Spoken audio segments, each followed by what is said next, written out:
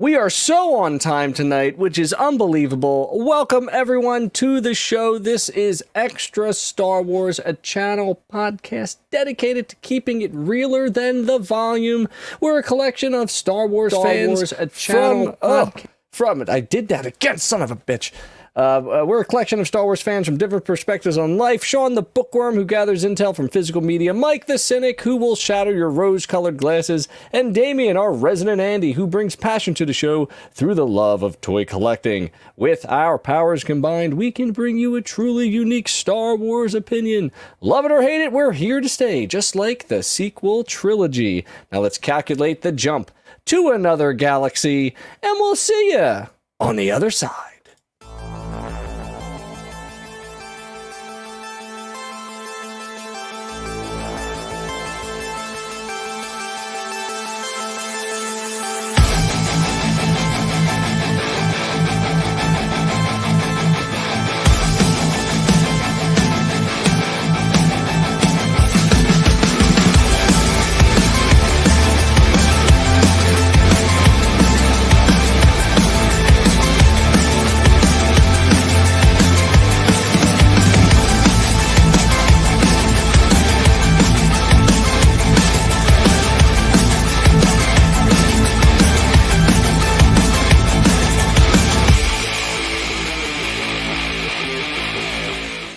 It's episode 121, or is it? We don't know. The numbers don't matter, but the points do, just like whose line is it anyway? I think I got that backwards. This is Ahsoka Part 5, Shadow Warrior. Welcome back to Mike, who is now an official locksmith. Congratulations. We're super excited to have you back. Balin is a daddy. Yes, he is. What's up there, Mike? Just living the dream, my friend. Living the dream. Thank you. I love that. We got Damien a little under the weather, but he's going to pull through for us because he's in the back of the tank. He's going to do the best he can. Damien, what's the word? That back, I'll tell you, man, it is, there's a reason why it's not street legal. It works. That's right. Very good. That's right. You know what we have to say about that? Chrissy, wake up! That's right. Wake up, buddy. It's time to talk some Ahsoka. We're excited. This is really great. Special thanks to everyone in the chat already. We started on time, so we didn't have to do anything weird like the chatters usually ask us to do. So shout out to LG, Tina, the Scarif, Scuttle Daddy, Ro himself, and all the others who decide to join us in our little Ahsoka hype space right now. At the start of this wonderful episode, the child seems to be awake. Will he fall back asleep? Nope, he's absolutely screaming his head off. Will the wife take care of it? Who knows? Time will tell, but we're going to let him go and keep going until the phone call comes through, and then we're going to ad-lib this through as best we can. Let's see what happens. He usually doesn't wake up at 9:33 at night, but well, whatever, here we go. Anywho's, we've got Part 5. What an outstanding episode. And what else? Actually, what I'm going to do is, Dame, you're going to talk about your experience in the theater, and I'm going to take care of this little turd. I'll be right back. Thank you, Damien. So just like Sean was saying, there was a Ahsoka watch party that was in 10 theaters in the United States, maybe like 10 cities in the United States. There might have been multiple theaters, maybe for New York and LA and bigger cities. And the Philadelphia theater was actually located in Bucks County, not Philadelphia, but it was 15 minutes from my house. My buddy sent me the link. He's like, hey, here, sign up for this. And I was just like, I'm not even going to do a screening process. I'm just going to put my personal info in here, see what happens. And it was a free ticket to go see episode 5 in the theater about an hour before it dropped on Disney Plus. So it wasn't anything where it's like, you know, you're seeing the first 2 episodes weeks in advance, like a San Diego Comic-Con or anything. But man, I hope that they do this more often, because the thing I didn't think about until someone said it while we were waiting in line to get in and get our seats was like, this was the first Star Wars anything in a movie theater since Rise of Skywalker. Wow. Yeah. And I'm like, wow. So we went 4 years, and since then we've had 3 seasons of Mando, Book of Boba Fett, now Ahsoka, Bad Batch, and you know, it's just crazy to think we haven't had anything Star Wars in the movie theater since, and I don't even know, you really can't even count this because it was like a special engagement event. Yeah. But it was cool, man. The line, like we lined up so we could get seats. They put us in Dolby, which was awesome. Wow. So it was the best sound experience, the best picture experience, and the best theater in AMC for sure. They gave us free popcorn and a free drink, a poster. There was people cosplaying. Everyone was just having fun, in a good mood. And it was really cool to just watch it. Like it, because when I watch it at home, I have the subtitles on. It's just me. Sometimes I audibly will laugh at something or chuckle at something, but to hear people clap, hear people cheer, hear people laugh, it was just such a fun experience. And they did like a little survey afterwards of, oh, how was the whole experience? I was like, just do this again. Like it would be great if they did this maybe once a season for some of the shows. I'm surprised that like this is what they chose to like lead this off with. I'm surprised it was like episode 5 of Ahsoka and not like the premiere of Mando, which was already established, or like the premiere of Obi-Wan, which would like had everybody really excited. It was surprising to me that it was like, yeah, it's episode 5, not even the penultimate, not the the what is Sean doing? Where am I? I don't see myself on live stream. I'm a black screen right now. You were. I just see my face moving all over. What the hell is I'm looking at the live view. Hold on. Jesus H. Christ, what is happening to me right now? I'm looking at it. I am a black square, but clearly you see me. I feel like you're inside the Purgle's mouth right now. I don't know what to do in this situation. I feel like I have to leave the studio and come back in, but does that end the stream for you two? I have no idea. It could, because you're the guy. I'm the host. This is he's back. He's back. Am I back? Yeah. I don't see myself up there. Oh, there he is. Okay. This is the best day ever. Oh my God. So what you're saying, Dame, listen, we're just gonna segue right. We're gonna pretend that never happened. Why am I so laggy? I hate this game. StreamYard sucks. I gotta say, everything about it is horrible. I wish I could just produce this better, but we can't. What you're saying is this was an outstanding way of looking at Star Wars on the small screen to the big screen. Yeah, that's the perfect way to say it. It was awesome. And like you said, Mike, I am surprised it was like this at like episode 5, but I think with the hype of Thrawn, the hype of possibly seeing Ezra, I think that they had all of that to coast on, plus the cliffhanger with Hayden last week. Yeah. That I think they were like, you know what, like if we do this, people are gonna go nuts. And everyone in line was like, oh, we're gonna see Thrawn, or maybe we'll see this, or maybe we'll see that. So like the hype was just there. Yeah. And it delivered. Like it was very nostalgic. It was something that a lot of people wanted to see. It was just a really good episode.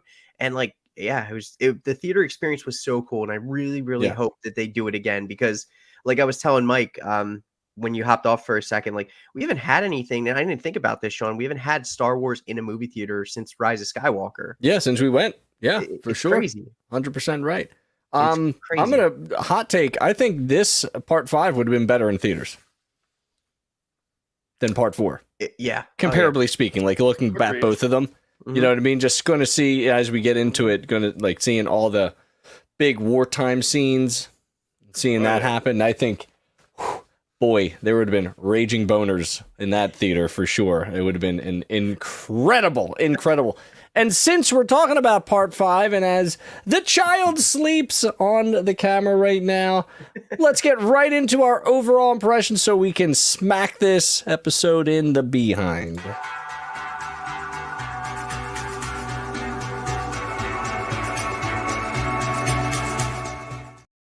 You can feel like a real fan by seeing it in the theater. Scarif Scuttlebutt certainly disappointed that he lives in an area that is just poorly inadequate for Star Wars fans. Sorry that your area stinks and the Philadelphia area does not. But it's kind of crazy that there was only 10 theaters in the whole country that was showing this. And they chose Bensalem, PA. It's the stupidest thing ever. It's like not even in Philadelphia. It's like outside of Philly. It's so ridiculous. But anywho's surprised for sure. A surprise, but a welcome one. A overall impression, I gotta say, I watched this the first time. Trepidation, I'm saying this with a little bit of trepidation. I was expecting Thrawn and Ezra, so when I didn't get it, I was taken aback from it, but it didn't take away from the episode. So then after I sort of got over the initial, like, kind of disappointed that my Wayseeking didn't, like, figure that out and whatever, I watched it a second time, and I wrote my notes down, and I got my thoughts around it, and I said to myself, this might be the best TV episode there ever was in Disney Plus Star Wars canon. If you allow the science fiction to pull you into the mystery, right?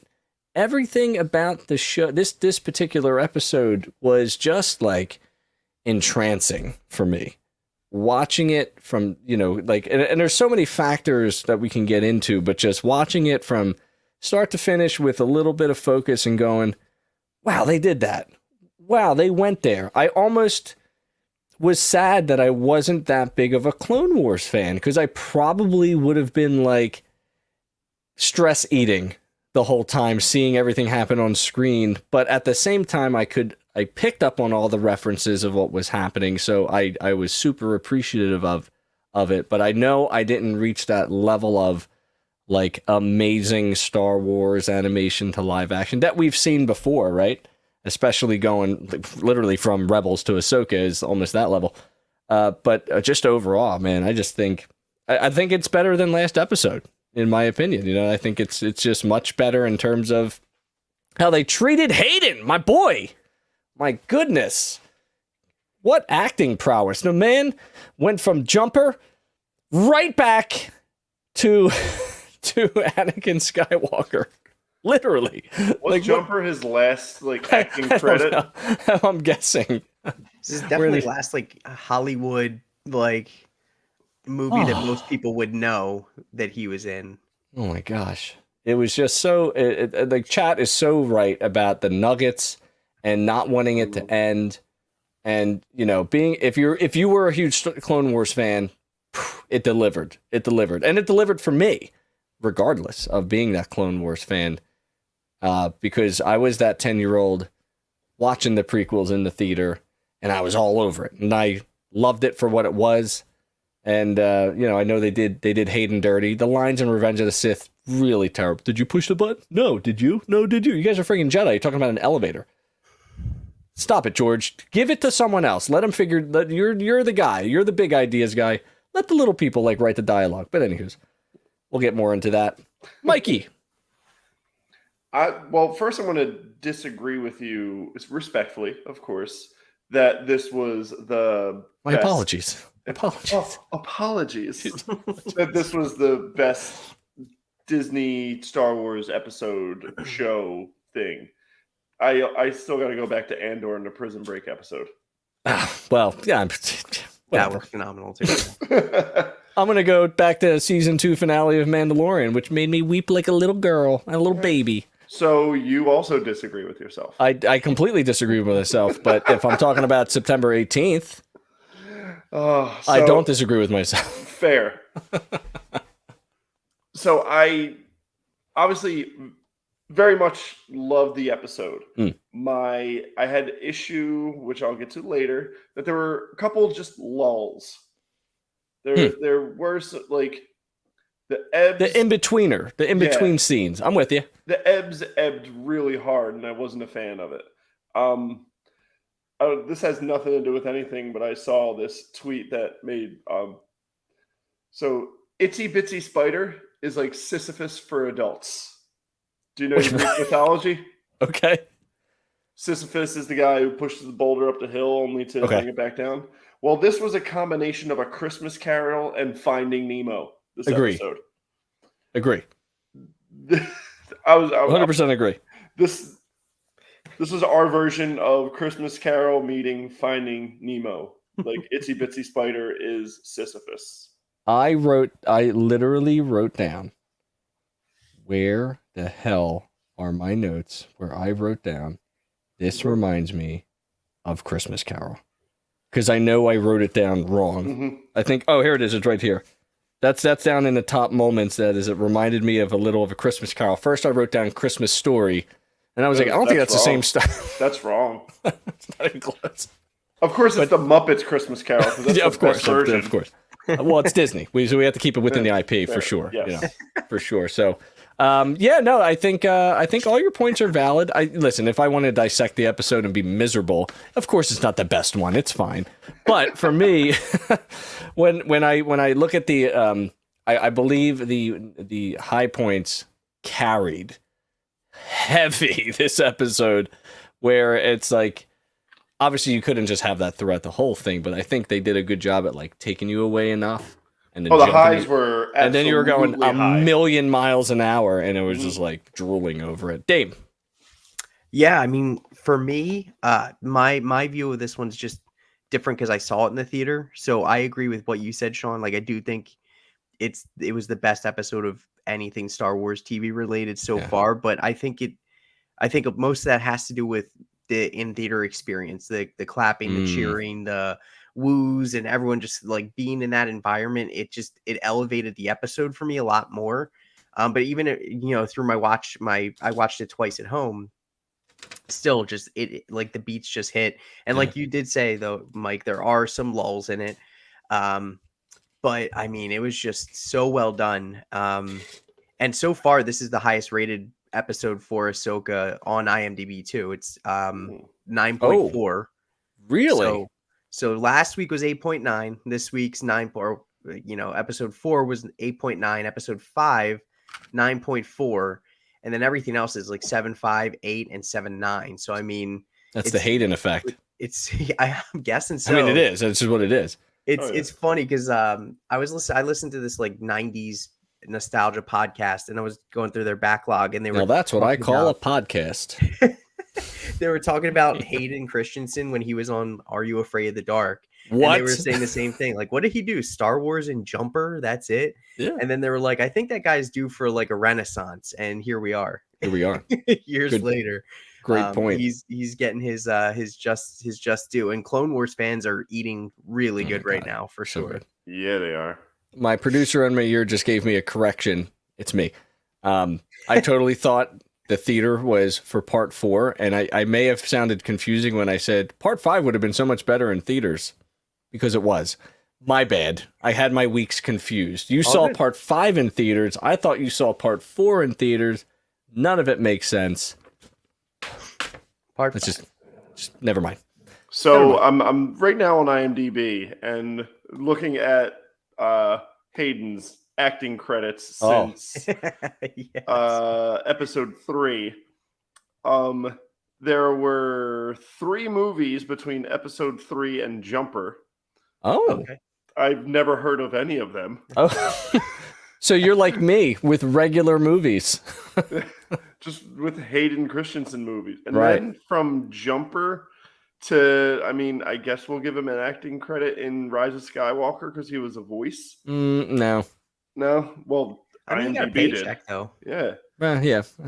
I mean, it was There- nice, but it's not 1, 2, profound. 4, 5. He was in a music video.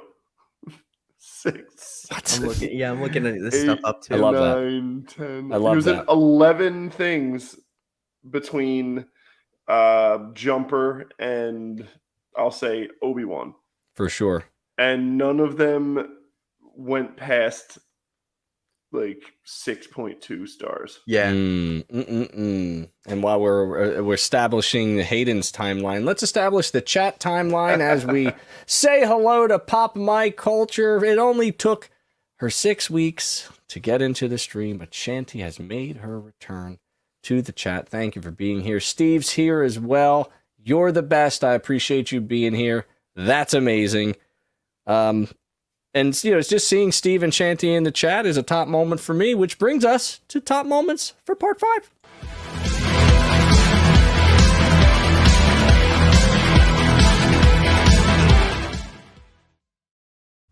We're crushing the segues today, and I don't mean the motorized scooter things. So, are they still being out? Like, do people still ride those? I think so, yeah.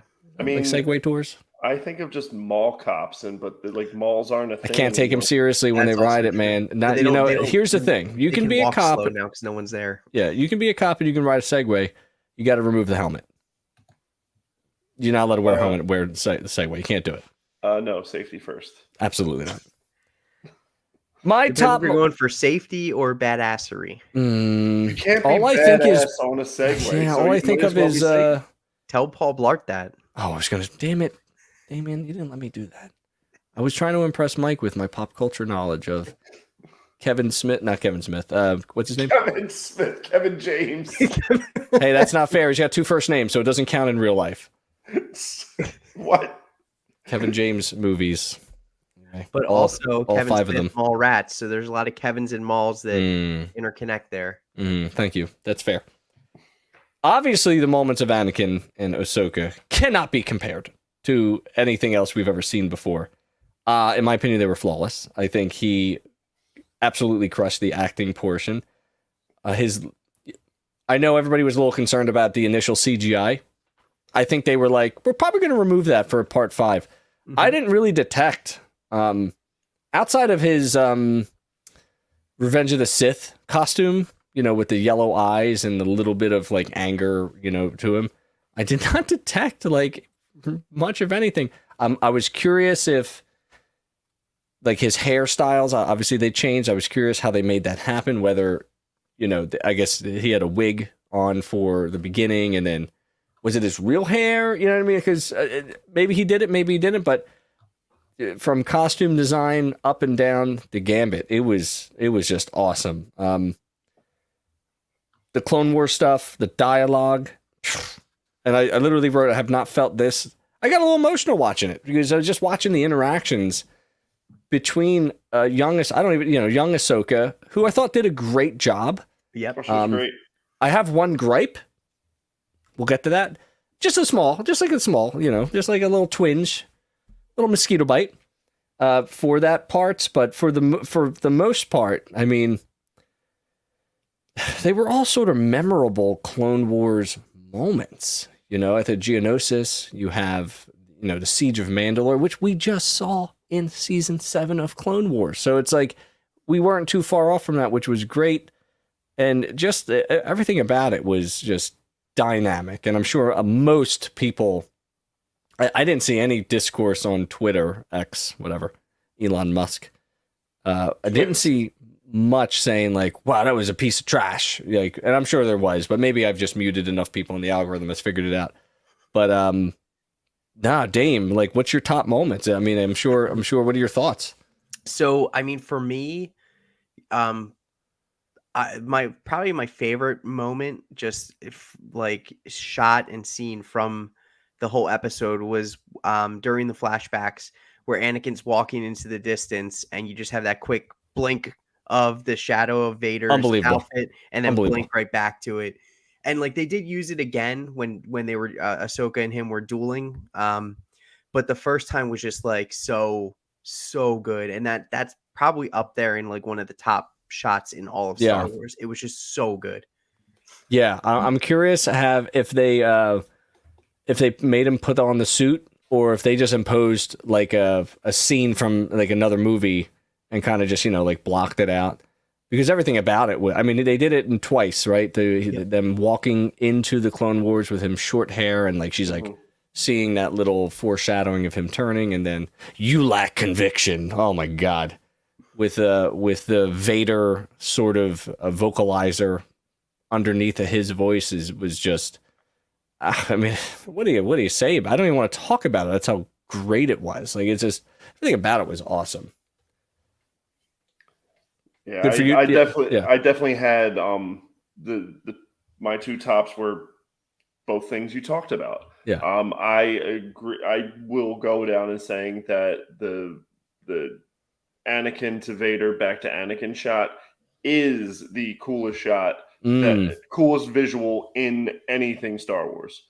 Absolutely, hands down. I will fight anyone to the death to argue that is the coolest shot. And because you see the explosion, smoke, Vader, another explosion, smoke, back to Anakin, and just the how you can see the emotion on young Ahsoka's face as she's saying that too, and it's just amazing shot all around. And then, of course, Sean, like you said, the Hayden Christensen redemption tour. It like in Obi-Wan, it started like they like just started the engine in the bus, like it's chugging along right This now. was the plan all along, I'm sure, to bring him into Ahsoka. And I find myself, you just scrolling through the timeline or whatever. And when he was introduced to Star Wars Celebration, and for the first like 9.5 minutes, it was just applause. And he had no idea what to do. So taken aback, so emotional, so great to, really get bullied, from all those years ago, and then to be embraced by the fans that matter, of course. So another, I'm sorry, he's really doing the character like good. I mean, it's not now. Bad at all. Yep. It's like I remember in Yeah. like the prequels, he just like sounded like whiny, and even his anger came across as just whiny all the time. And then you hear the voice actor in the Clone Wars, and like there's confidence behind his voice. When Hayden did this in the the prequel series, there was no confidence behind his voice. Now it's almost like Filoni was like, go watch the Clone Wars good. and talk like that. Yeah. And there was a little bit of discourse about whether you use the actors' voices from animation or, the actual actors' voices, back and forth. And I think they made the right decisions on both accounts. Would it have been cool to see Ashley Eckstein's voice over the little girl Ahsoka? Probably. I thought that might have been pretty cool. Yeah. Even if it was back to the gripe in a little bit, I'll follow up on that. But it's cool seeing like I don't know this battle, and it's like Ahsoka's sort of aware that he's Vader, but she's a young person, so she's also seeing like the hero. But like again, the dialogue, I didn't train to be a warrior, and he's like, if you don't fight, you're gonna die. I mean, this is the time. I mean, I thought every piece of line was like full of wisdom, especially the starting off with like, you don't look much different. And he's like, well, you look old. And I'm like, I already love this. Everything about it is, I'm in on the sarcasm. It's great. Love the line, one is never too old to learn, Snips. And I've got two thoughts on that. One, it kind of reminds me, is he referring to when he turned in Return of the Jedi? One is never too old to learn. Or is he referring to him being trained at 10? Right? So I see that line, see it going in both like forks, and I think that's clever. That Filoni's planting things. He knows what he's doing. Yeah. So I see that line really, really being dynamic. I won't fight you. I've heard that before. Oh, I love that. I'm sure you picked up on that right away, which was awesome. So I'm like starting to think like, when is this happening? Is this real? It's everything is happening all at once at the same time, but it's also not. Because she's like, I don't remember why I'm here. And it's like, well, you died. And she's like, are you sure? She's like, I'm pretty sure because I'm here, which is, the world between worlds was, there's so many questions about it that I don't want any answers to, because I think they handled it very nicely and kept it mysterious. And we don't need the concrete answer. We don't need the math equation here for the world between worlds, but no. And even the part with the Siege of Mandalore where he's like, I don't remember this battle. Like, that's when we were separated. Yeah. That's when we've already went our separate ways. Yeah, and it was interesting, like, bringing him into the Siege of Mandalore, too. Yeah, for sure. Yeah, he could see, her, the way she sort of grew up. And, them standing at the same pose is, like, really cool, to see. And I think another interesting line was, like, he says something about, you have all of me and my former masters in you. You are part of the legacy now. And I'm like, dude, this is deep stuff on lines, on the dialogue front. You are part of that legacy now. Ahsoka's going to be in post-sequel trilogy. Get ready. It's happening. You know, it has to. They're setting her up for too much for it to not happen. But Hu Yang's line, what was he like? Intense. Really great. Really great. Yeah, I have that. You're part of the, legacy. You lack conviction. And then just the final one. There's hope for you yet, with the little sly smile at the end, which is toward the end of that intro. It just like everything about that was redeeming for him. It was redeeming for her. Just the baptism of her, the symbolism of it, whatever. Really great. Really great. Any other thoughts, comments, top moments? I mean, it's just fantastic. Yeah, I got two more. So I really liked, when we were first talking about the first couple episodes, just like how stoic Ahsoka was and kind of like not the Ahsoka that we know. And now after this episode, she's like pretty much like Gandalf the White. She's Ahsoka the White now. And she went through this transformation. And I just really liked that once she went through everything with Anakin and she came back, like her mannerisms, her body language, everything about her was changed. Like she was able to finally let go of her past, have that closure with Anakin, and move forward as like this brand new person.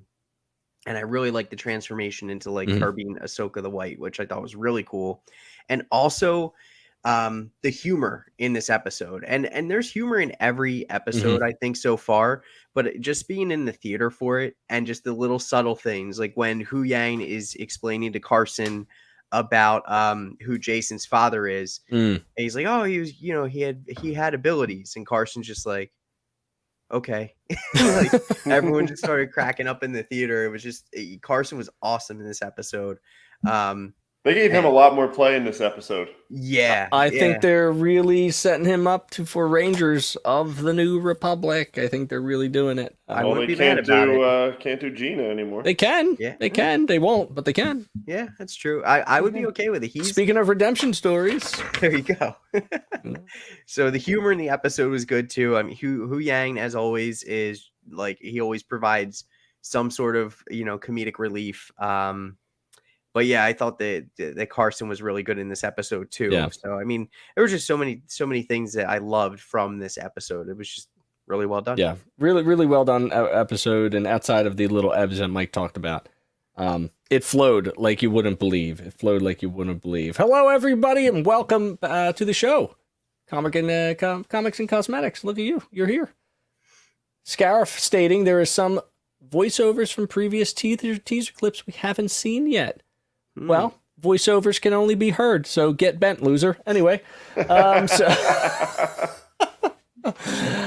and you know what? Because you made that mistake, we're going to have to talk about it at the drawing board. We do not care.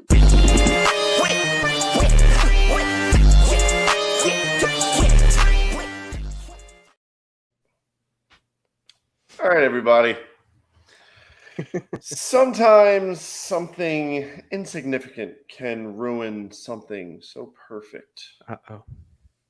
Armando Galarraga once had a perfect game ruined by a terrible call from an umpire.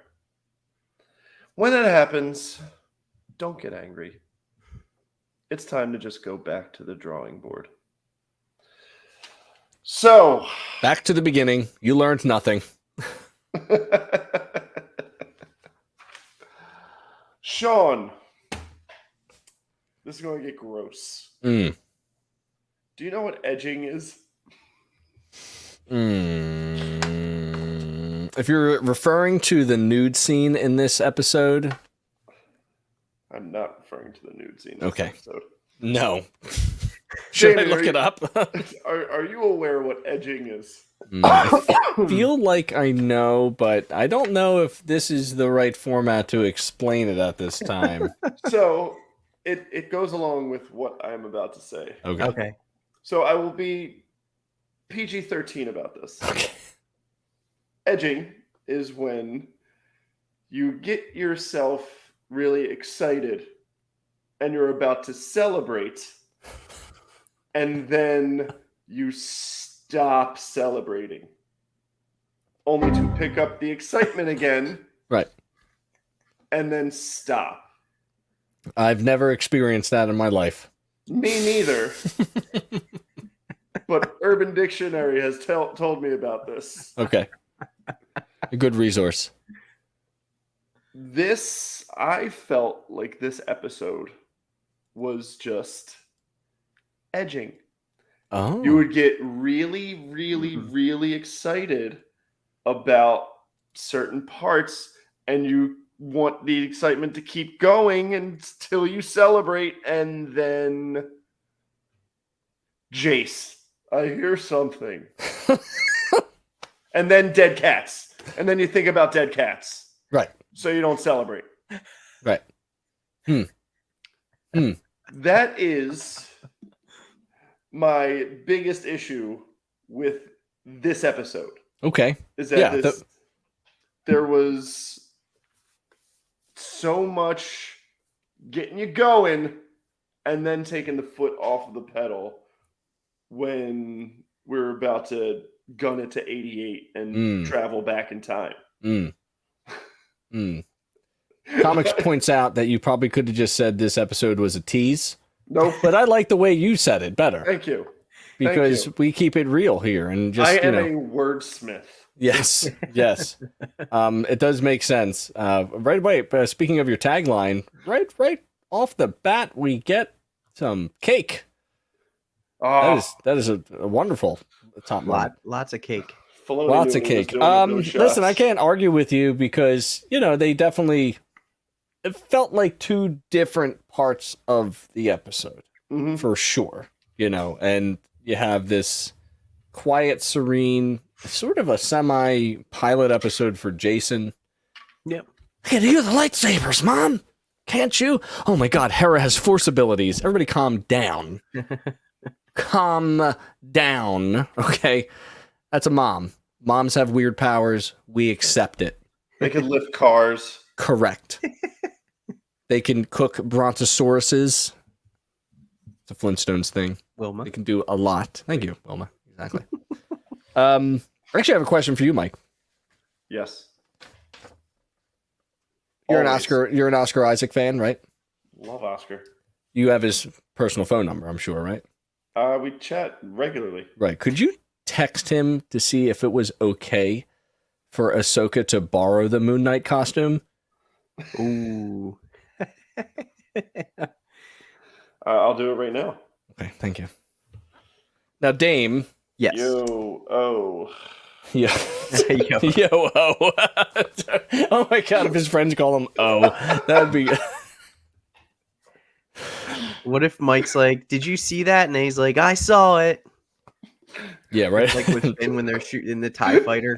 And at the end of Easiest dialogue, Rise, and like, it's just him pointing at Mike, seeing him on the street. Did you see that? I saw it. I saw it.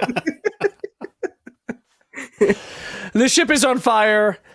It's all on fire. Anyway, I really love that scene. That scene's so funny to me. Actually, somehow okay. Ahsoka has stolen my wardrobe. Yes, that's exactly. So we have the Clone Wars scene 1, Geonosis, Clone Wars scene 2, Siege of Mandalore, right? Yes. And then it goes into like that final act. Do you think it would have been more appropriate to age the actress from the first one that you clearly can tell she's a child to the second one where she has the same face, but they're trying to pull off that she's older, but I didn't believe it? I feel like they did a little forced perspective with the Siege of Mandalore one where she seemed taller. I kind of got that too. She seemed like, yeah. Yeah, the face didn't change for me. So, No. because then you get the sudden change to Zoe Saldana in the final scene. And it's just like, all right, well, it would have made more sense to go with three lookalike sort of actresses, so it's just a thought. Sean, did you say Zoe on purpose? Yes. All right, cool. Just check. Just I don't know with you anymore. I know. I know. It checks out though because she was young Gamora. Yeah, and I know. Talk So- about talk about oh, being everywhere. I love that it's just going to confuse Sean more. Perfect That- balance. that they Perfect balance. They played both Zoe and So pissed. Rosario. I'm so pissed off at it. I don't want to talk about it. That's really all my concerns on the episode. I was just wondering if, Moon Knight knew his IP costume was stolen. No wonder Moon Knight season 2 hasn't come out because they lost the wardrobe. Yeah. And then, just like, I think an older actress would have been more appropriate. Actually, it would have been cool to see Ashley Eckstein in the second scene That would as be Ahsoka. Would have been kind of neato cool. This is not that long of a scene. You know what I mean? It's like No. we're only there for a few. We're only opening that door for a few minutes, and that would have been really cool. Anything else for the drawing board? We don't really have much here. I only one. Oh, my Oh God! Oh, I thought I run this shit. Yeah, Yeah. you're right. You're right. My bad. Sorry. My bad. I got aggressive. My bad. How much is too much? I say that where who is considered in Star Wars lore, who is considered the most powerful Jedi? Well, that is a debate because you can't be a powerful Jedi if you're keeping the Mhm. peace. Fair. But I would say Luke is widely considered Yeah. the supreme. The reason I say that is because I feel like they're bringing in too much of force powers that we haven't really seen in live action, and Ahsoka's doing all of them. Where with Grogu, with the ability to talk to animals, control animals, with Cal in Fallen Order, with Echoes, the memories. sense echo memories. I feel like they're doing too much Mm. with Ahsoka. I'm just waiting for her to force heal somebody. soon. Oh, maybe she's just applying her force points in a balanced way, That's fair. right? We have not seen her double jump yet. Not a learned skill. She did defy gravity or zero gravity. Well, did she? I mean, she was floating there. She went with. At least she went with it. Kind of sideways. Interesting. No, it's an interesting point. If you're talking about how much is too much, and I go back to the whole. Did you play Force Unleashed, which released 15 years ago, like yesterday? Star Wars: The Force I Unleashed. just bought it. Oh, man. I found it at Goodwill to play with my students. Wait a second. You've never played that game? No, I didn't have the Wii right now. I didn't play Force Unleashed. Okay, so there's a. I know that's where Star Killer comes from. Right. Well, there's a scene where I think you start out as Vader. They sort of opening it up with Vader, and you're just throwing, flinging, I think all the normal stuff. But there's a point in the game that it's either a cutscene or you do it, I forget, where he brings down an entire Star Destroyer out of the atmosphere. So to answer your question, I think Ahsoka's fine. Haven't scratched the surface. with what they're doing. Because I totally thought, and I was on the camp that, in referencing The Last Jedi with Luke facing down the First Order, I think it would have been super fun for him to just be and then the one walker goes down and you're like, oh shit, it's happening. Of course that didn't happen that way, but I would have loved it. So then we have to say, well, was force projection more powerful than taking down the walker physically? I don't know. I don't want to get into that debate, but it's an interesting perspective for sure. Dame, what about you? So, To you.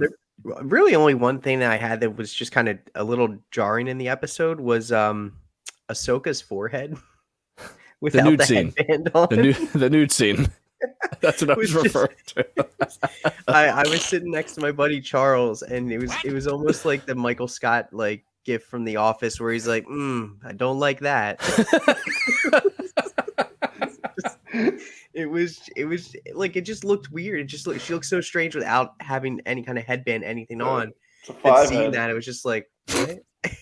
And now the memes are out there where like someone took it and just stretched her forehead Oh out, my like, god. and everything else. But that was just, I don't know. It was like jarring. People in the theater were like, what? I don't. Was the forehead more awkward than floating Leia in The Last Jedi? Ooh. Whew. That's a tough one, right? That's awkward. We're gonna have to do a top 10, like a round robin tournament here of Yeah, For all March. those We'll do it in awkward Star March. Wars yeah, films. for sure. Oh my god, no, that's funny. I didn't. It was definitely jarring. I was like, please get to the next scene fast. I don't want to get in your business, Ahsoka. But Let's get her a cup of calf and get moving. yeah, I don't want to get in your business, but please move along. She also was found to be sleeping in the same bunk that Sabine slept in. Mhm. That first bunk, Mhm. I think, on the bottom. Can't confirm that, but I think there bunks on the other side. Yeah, of the maybe. Ghost? Maybe. I was looking for. And I don't think she was in the Ghost. I thought she was in the T6. I thought she was in the T6 or Jedi Starfighter. Oh, Yeah, because if you look, if you pay attention, the cockpit is just beyond, and it looks the glass looks like the T6. Is it T6? I think I'm right. So, anywho's, that's good stuff. Ooh, that's all I have. That's all I have. All right, we have a question. And the chatters, it's your turn to get involved. You've been very involved, and thank you for that. We have a question for you, so get ready.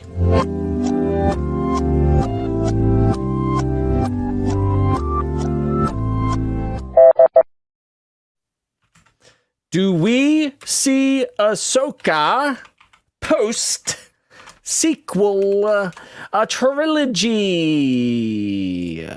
That is your question to ponder while we notice some things.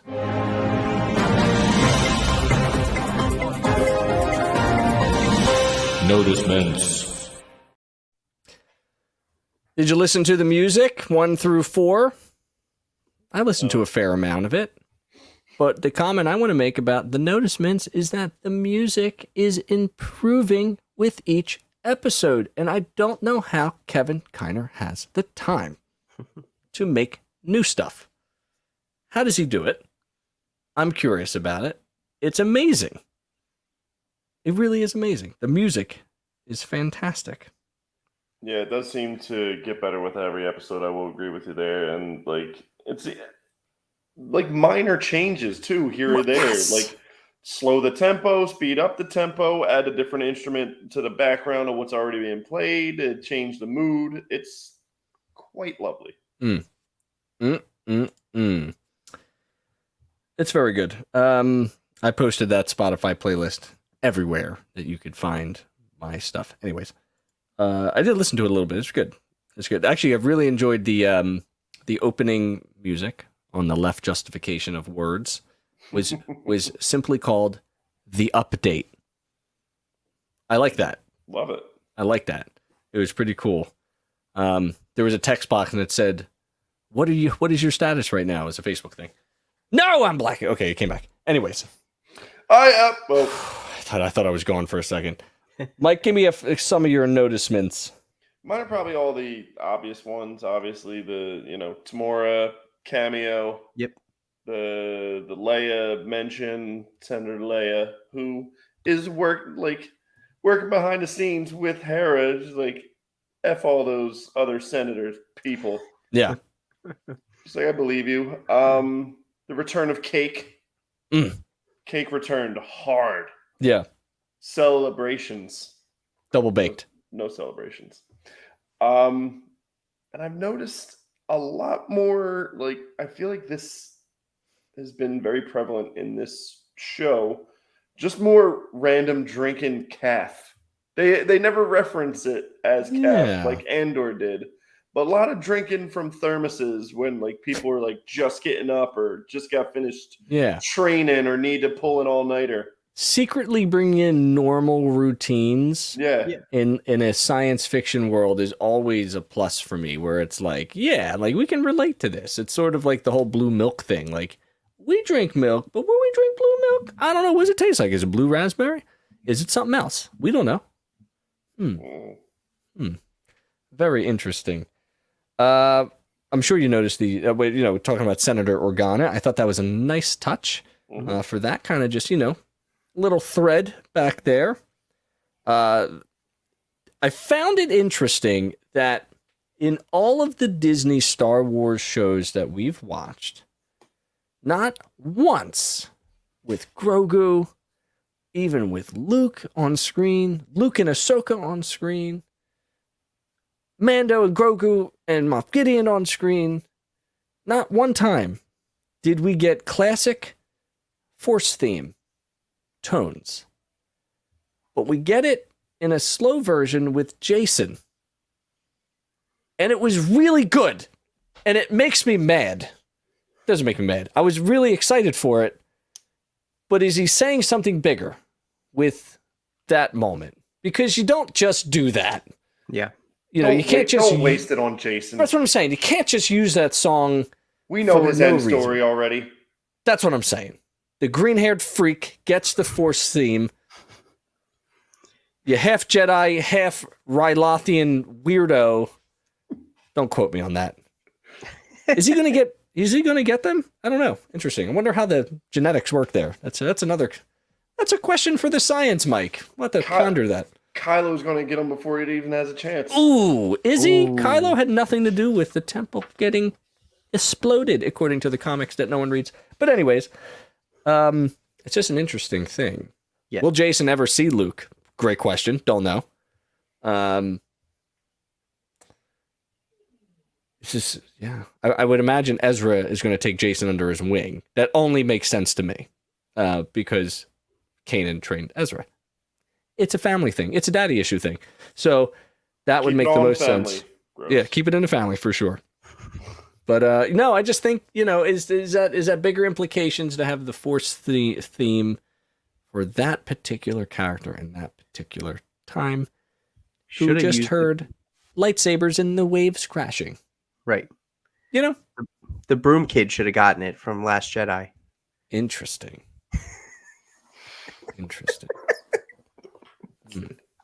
Who later grows up, according to the internet, to be Balin, which doesn't make any sense. No sense.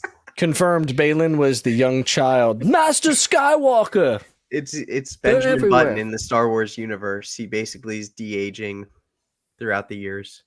Indeed. Familiar yet fresh, says Josh, Sith Care Bear. Thank you for being here, Josh. You're the best. I hugged you just a few weeks ago. It was amazing.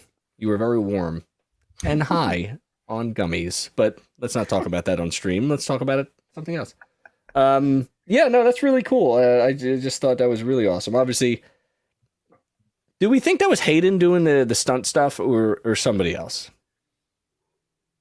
I don't know. Have you seen Jumper? He did all his own stunts. That's it. Did he really? I think, No, in my just made opinion, that up. it looked. I mean, listen, I'm getting older. I'm getting up there in the years. Tomorrow's my birthday. No one cares. I'll be 35. Yeah, it is. But it's like, was it him? Because, I'm getting like flashbacks of him and Obi-Wan. And like the moves look the same, and it could be stunt. But let's pretend it was him. He still has the moves, and I thought it was great. And I just wanted to notice that in the noticements. And then at the end, like her headband, like someone mentioned in chat, the headband is different than what it started with. And it kind of looks like a lotus, someone said on the Twitter. I don't know what that means, but I think that has something to do with symbolism, whatever. So, yeah, that's what I got. Any other fun noticements you've noticed in the episode, friends? I got two. So obviously there's so many things. There was like the kind of almost blink and you miss it. Super Commando Mandalorian, like the Darth Maul inspired armor. A lot of people thinking that was CGI. Really? Yeah, I mean, with how close it was to season 7, a lot of people thinking that was CGI. But I wouldn't be surprised if it wasn't. But just again, blink and you miss it. Like he's on screen. He's the Maulian version, of course. I thought that was cool. There was a little Return of the Jedi kind of snippet in the dialogue between Ahsoka and Anakin, where initially she's refusing to fight him, which same thing is like what Luke did. Yeah. You know, he basically acknowledged like, okay, like yeah, I've heard that one before, kind of referencing when Luke said he wouldn't fight him in Return of the Jedi. So I thought that was kind of neat. So they really did a good job of tying like all of these, a lot of different references and little things in, but they all weren't just for like fan service. I felt like it all made sense and like served purpose to the story and where the direction of the episode was going. For sure. I also noticed Dengar did not show up this week. Very disappointed. No Dengar. I don't even know why you saved it for Noticements when you could have put it in the drawing board. Two people got up and walked out of the theater. They were like, "This is bullshit. I hate this." Like, where's Dengar? Yeah. So was it you? Was it you? And then did you run down the theater and go up the other steps and then say, "Yeah, that Dengar, he's really not here." And then you ran out the other side. It was just you twice. Yeah, I'm out of here. No Dengar. When I walked out, I was like, "Who can I talk to about this experience? This is just absolutely horrible. Where's the manager? I need to talk to somebody." Exactly. I want my money back. Oh wait, I didn't pay for this. Oh yeah, wait, we gave you take your popcorn back. Yeah, we don't even want your popcorn. Well, we're running up against 60 minutes, so let's hustle here. Mike, any final noticements that you noticed? Negative. Thank you. I appreciate that. Oh, wow, that was really dynamic. Anyways, let's talk about part 6, which happens just in a few. Well, it's it's a long time, but that's more than a few. Is it?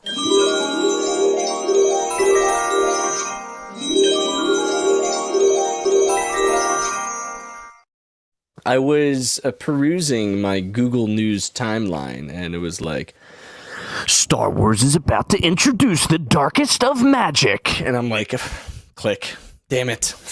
It's like, number 7, Peridia. Is it a ancient place, or is it an actual galaxy, or is it just a planet? Something like that we're saying. Like, only the Night Sisters know. Is it something bigger than the Force? Question mark, right? Is it something more powerful than the Sith version of the Force? There's little references, and again, I'm quoting this Screen Rant article. I don't really remember. It doesn't matter. They're not going to know anyway. But apparently, in Aftermath, which came out 2012, 2013, is like after Disney bought Star Wars and the canon books started coming out. There's like a little snippet that like Palpatine sensed something calling to him like a siren, but it wasn't normal. And that's real weird for him to say. And like his advisors were like, this guy's crazy, and there was, again, the story wasn't really unfurled at that point, but there was like, again, putting a seed out there that maybe something beyond the galaxy is something to pay attention to, especially out there in the unknown regions, which I would consider this. So my question is this: as we are on our way to Peridia, it's a very important question. Questions. 1. Does it take another episode to travel to Peridia? Because one of my things is like, we didn't get an update. We don't even know the gas reserves. We don't know anything about the ring right now. We just know it's going. So does it take another episode to travel with 6, 7, 8, 3 episodes to go? Or do we get there? Don't know. Question 2. Do space whales travel faster than starships? I don't know. So the question, I guess, Ahsoka clearly left how many hours after? How many hours was she in there? It seemed to be a lot, considering Carson's like, the fuel reserves are low. We have to report back. She was asleep for 1 rotation. And that too, right? So whatever the rotation of that planet is, which is fuzzy, right? Is it 24 hours? Is it 36 hours? Every planet is different. Let's assume 24. They've got quite the head start, right, to Peridia. So assuming space whales, let me get my space whale calculator. Hold on. The space whales travel at a speed of X, and they left late, but do they get there on time What time do they meet in Chicago? What time would they get to the Red 5 gathering in Chicago sometime in August? I don't know. But imagine that we're going to have an episode sans Ahsoka. Would they do that? Mm-hmm. Would they have an entire episode without Ahsoka while she's space whaling it like Jonah, which is another reference for sure. Very interesting question. And my final question is, do we get the Ezra Thrawn cop buddy epi we've always wanted? I want it. I think that they have to be BFFs by now, right? They can't be enemies. They've been living together in the same. This is like what the Odd Couple. Yeah. They got to be friends at this point. Felix Unger and was it Walter Masterson? No, Walter Matthau was the guy who played him. What was it? I can't remember. I know it's Felix Unger, and can't remember the other guy's name. Very interesting. Oscar Madison. Good for you guys. I have no idea what you're talking about. But please tell me The Odd what. Couple. I only know the names of shows. I don't know the names of actors. Stop it. We're gonna Crazy. make it innocent. Yeah. That's Laverne and Shirley. Shirley. You could have kept going, and I would have been like, right, The Odd Couple. What say you, Damien, about your potential predictions for this episode? Yeah, so I think I was reading online, and I don't know if the runtime's confirmed yet, but it seems like it's going to be around like 45-ish minutes. So I honestly think, given the fact that we still have 6, 7, 8, I do think we're just going to get one full episode of Sabine and everybody else, and maybe it ends with Ahsoka arriving, and then that's it. We cut and then wait for next week. I do think we're going to get, Thrawn would make sense, and maybe just a good catch-up episode. Yeah. And an introduction for fans who, aren't familiar with his animated appearance. Quite possibly. Interesting. So I think maybe you get a full episode of that. And then, I think that's kind of where we're at. I would really like to see just the Thrawn and Ezra episode, just to see what they've been up to. That's what I want, man. I think it's appropriate to do that. It would be great. And it's a great introduction because if you didn't watch all of Rebels, you don't know how it ends. Yeah. You don't know, it would be great if you read the ending of Rebels, you're like, oh, okay, that's what happened with these two guys, and these are the two guys everyone's trying to get to, or for different reasons, different people, and then you just have them and you do that intro to them for the wider audience. I think that just makes a lot of sense. So I don't think we will see Ahsoka next episode at all. I think it's going to be heavily leaning on either Ezra and Thrawn, or the discovery of them, and maybe some catch up and exposition there. Interesting. We've got some Perrin simps in chat right now who are really simping hard on our boy Perrin. I wonder what he's up to during this timeline. Guess we'll have to find out. Ahsoka Andor season 2 coming soon. Divorce court. Anyway, Mike, your thoughts on Wayseeking? I feel like Star Wars a lot of times takes the convenient route, where I do have a feeling like the opening of the episode is just going to be end of hyperspace, and here's a ship that whales are holding on to. I could see it happening. Okay. I don't want it to happen. Are you saying the Chimera, specifically the Star Destroyer? Is that what you're kind of saying? Yes. Okay. And like you said, there has to be some sort of truce between Ezra and Thrawn. Has to be. There has to be. Well, and then the secondary question or to that is... Or a ceasefire. Well, it's all going to depend on how much time has passed in this other galaxy. Mm-hmm.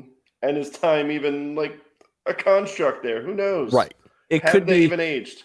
It could be right. It could be just a few hours for them. Which leads to a crazy theory I have. Ooh. right? And you could shut this down at any minute, any second you want to. All right. So I alluded to this a few episodes back when I said, you know, in the sequel trilogy, there's never any mention of anything like Ahsoka, anything like that. Of course not. Hera, nothing. Right. Right. You don't even know if they exist or not. Correct. What if?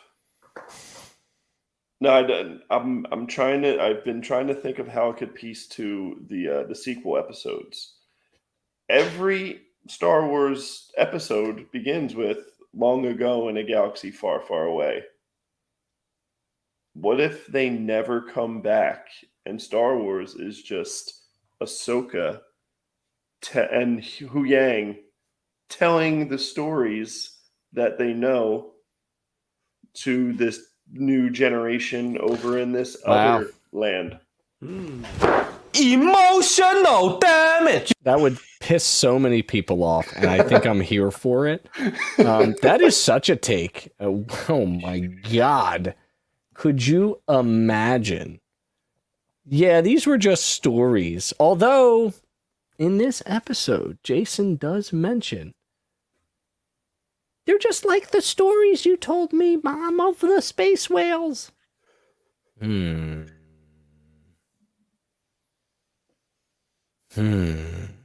Interesting. Like, I doubt that is happening, but like, didn't Jace even say something about Galaxy Far, Far Away this episode? Didn't he drop that nugget? There was some sort of like, or like something. A galaxy far away. Yeah. I'm not dismissing it because I am a fan of the time warping to push us past sequel trilogy stuff to then create this new offshoot of stories that they can sort of branch off of nicely, but also marry some of the ideas. Because in the long run, they really did screw up, and that's fine. And they're they're trying to figure out a way to get around it, and they're so close. And I think this is the good possibility that they can do this, with Ahsoka Season 2 being very close to, like, the new Jedi Order. Mm-hmm. You know, coming down the line. You know, very, very, very interesting. I love it, and I'm here for it all. Then somehow they come back. It would be right. And they set things right, and then they said, but we can't stay here. And then they... And the space whale. They hail the space whale, and they get the hail. They get the whale out of here. All right. I like it. A lot of great thoughts in chat, and just want to shout out Backyard TARDIS for being here. Appreciate Christian Fandom Geek. So many people here today. I feel honored. I mean, honestly, it's our pleasure, especially when it comes to edging. All right, let's move on to our one-sentence summary, and then we'll get your final answers for the Do We See Ahsoka post-sequel trilogy. Not a lot of answers. Students, pay attention and get your homework in.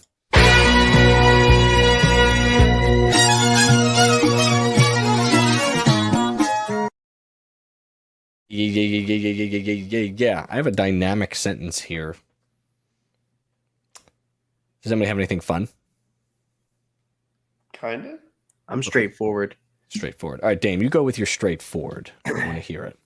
So yeah, Ahsoka Episode 5 reminds us of everything a Star Wars show should be. Ooh, I like it. Ooh. Correct. I've got Ahsoka faces her past while Anakin saves the future of the franchise with key dialogue and excellent choreography. Yeah. Mm-mm. Yes. Indeed. Indubitably. All